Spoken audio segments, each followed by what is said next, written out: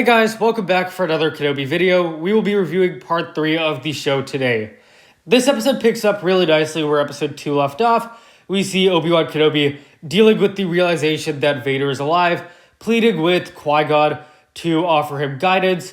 And I think what is really great about this opening scene is the juxtaposition between Obi-Wan's dread and Anakin suiting up, which is a pretty menacing scene. It is overall very cool to see Vader back after 6 years, and I definitely like that he's in this series.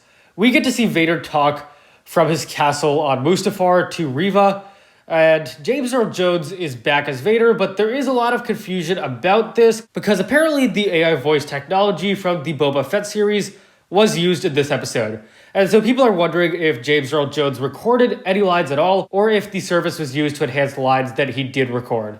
In any case, this voice sounds great, but I am very conflicted about the use of AI technology because I think it would just be better to recast the character. The dude is 91 years old, and if he's unable to do the voice anymore, we get it.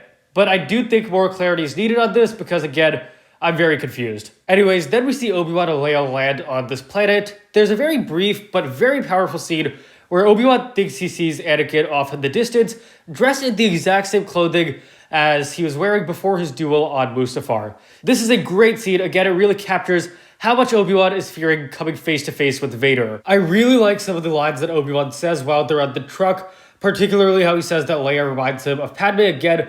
As I said in my episode 2 review, I like how this series shows his reaction to the death of Padme. I also like how he says that he wishes he was Leia's father, because it shows how he wishes things were more simple. Some stuff happens at the middle of the episode. Ben and Leia are almost caught. They're saved by a new ally, and they make it to the town.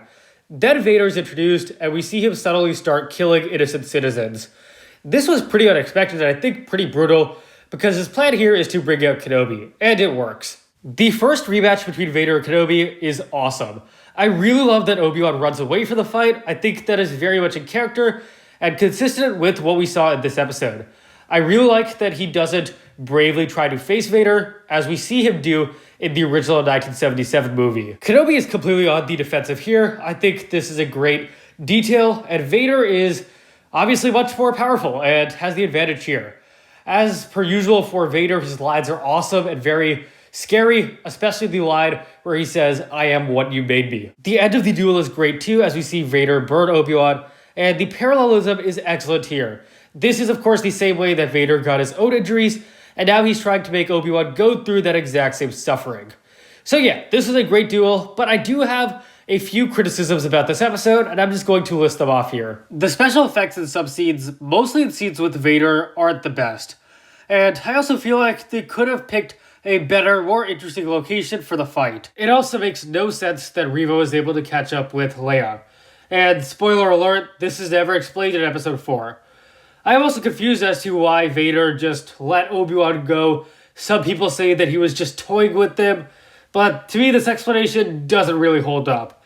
And lastly, I am disappointed that the Imperial March soundtrack wasn't used in this episode. I've heard some people say they're probably saving it up for the finale, but honestly I don't see a real reason to save it up. It's Vader's music, it's his theme, and if he's here I feel like that soundtrack should be used. I don't think they should be afraid to go back and use some of these awesome, iconic, really some of the best film soundtrack ever. Despite the episode's issues, I am still going to give it a 9.5 out of 10. I feel like the good stuff in this episode was very good, and it's enough to kind of cancel out the many criticisms I have, which honestly are more so smaller stuff. But yeah, thank you for watching guys. If you enjoyed, please leave a like, subscribe, share with anyone and everyone you know, share your thoughts on Kenobi Part 3, and I'll see you guys next time.